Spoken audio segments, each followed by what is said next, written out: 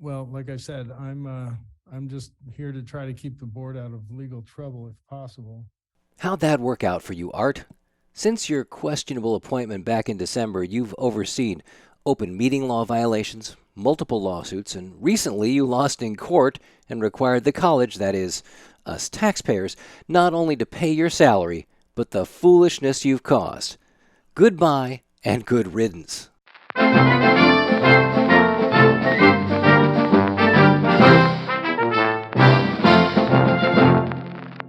What qualified attorney in his or her right mind would want anything to do with this situation we have right now?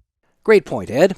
And I'm sure that if these three KCRCC rated and vetted clowns weren't running the show at North Idaho College, legions of qualified attorneys would line up for the job. But no. In response to recent requests for qualifications, the college received only four responses. The college prepared a matrix for review and grading the 4 applicants. Boyle's Law, former Coeur d'Alene City Attorney Mike Gridley, who is currently suing the college, Holland and Hart, the Boise firm discussed and rejected at an earlier meeting, and Spokane-based Stevens Clay.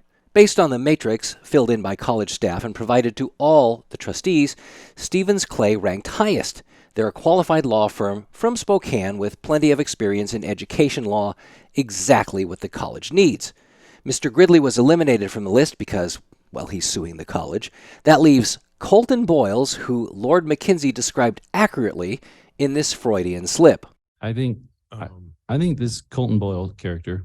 Boyles ideologically aligns with these three and the KCRCC and Brent Regan and all the authoritarians disguised as Republicans. He's one of them.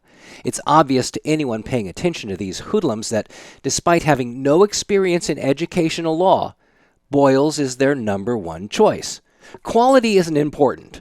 What's important is obedience to the cult and, as seen recently in the West Bonner School District, rewarding party cronies with cushy government paychecks, regardless of qualifications.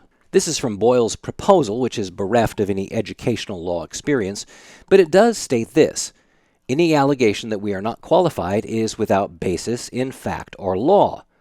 I suppose by including this sentence, Boyle assumes that no one's reading the rest of his proposal, in which case you'd miss this gem. We are not in the business of responding to litigation, although we excel at it. That's a rather ham-handed way to say that if you accuse him of what he admits to not knowing, he can sue you. What a peach.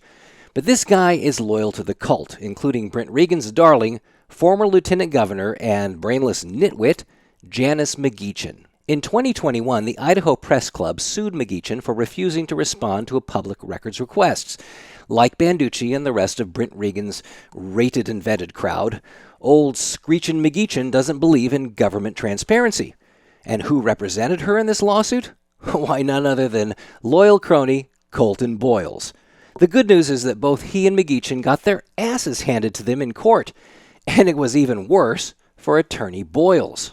In the judge's ruling, he states, the fact that the respondent, McGeechan, found counsel, Boyles, that was willing to advance frivolous arguments and positions does not make the respondent's reliance thereon reasonable.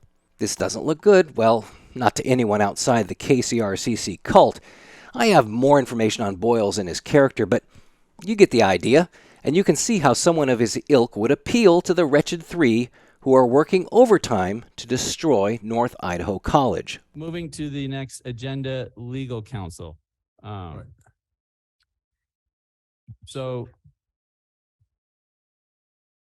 how do we want to do this? Well, Greggy, you want to hire Boyles.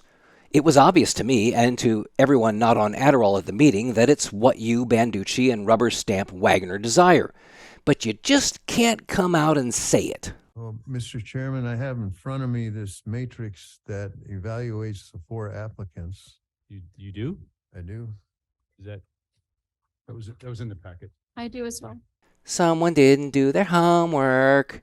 Staff provided the filled-in matrix, but don't let data and facts make the goon squad look like that all this was rehearsed ahead of time. Enter Banducci, who ignores the matrix, and qualifications so that he can present some Neanderthal logic that results in a predetermined conclusion.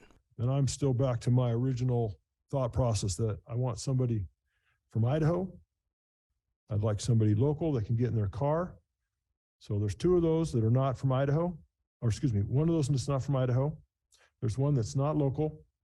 The other two can get in their car, but one of them, by virtue of their current legal situation, is immediately disqualified.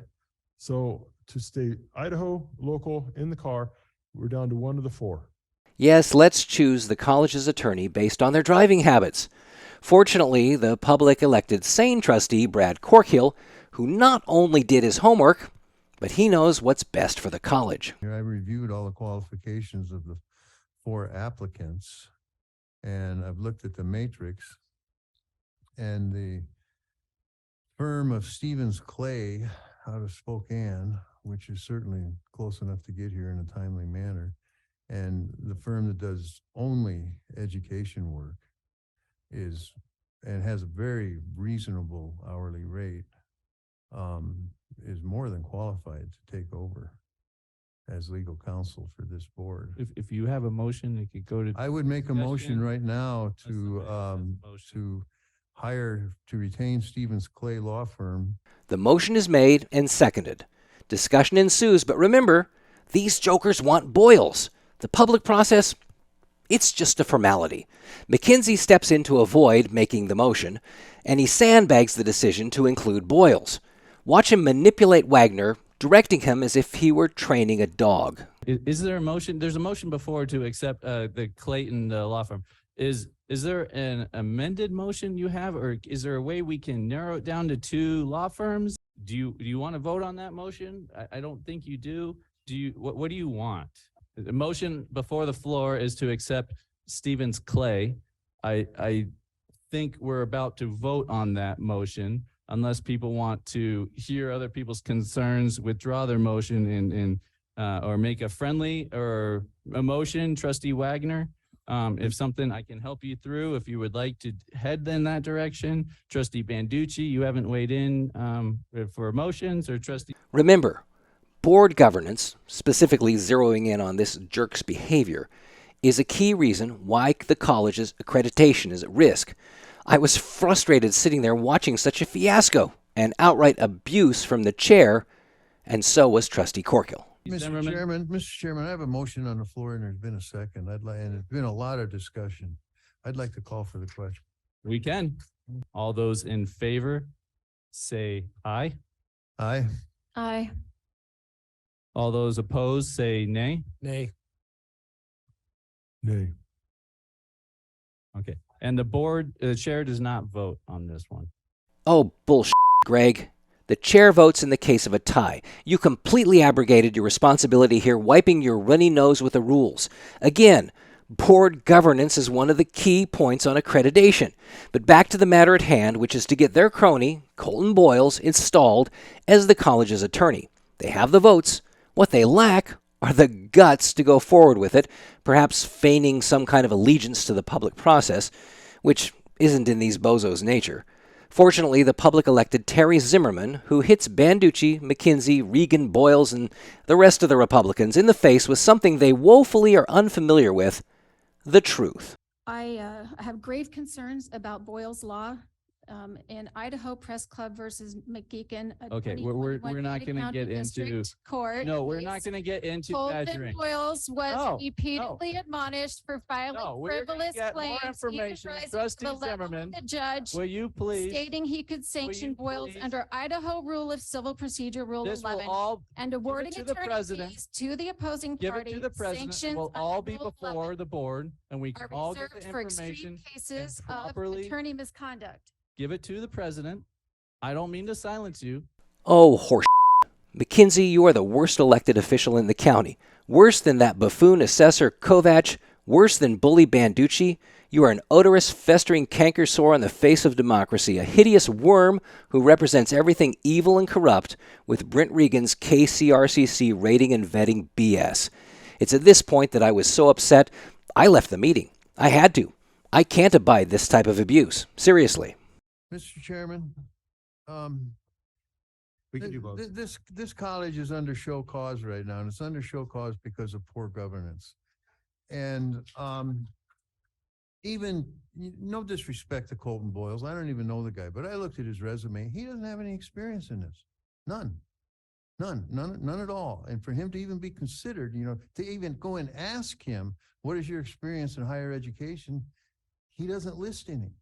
But he's a member of the cult, Brad.